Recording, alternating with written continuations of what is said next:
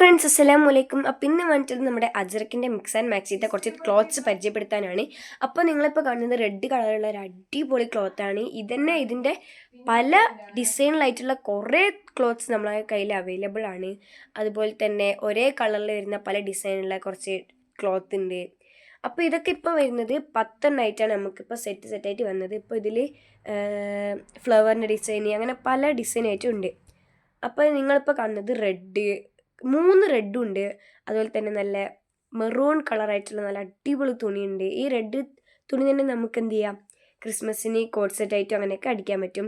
അതുപോലെ തന്നെ blue colour വരുന്നുണ്ട്. പിന്നെ കുറച്ച് നമ്മുടെ ഷോർട്ട് കുർത്തിയൊക്കെ തയ്ക്കാൻ പറ്റുന്ന ടൈപ്പ് കുറേ തുണികളുണ്ട് ഇതിൽ.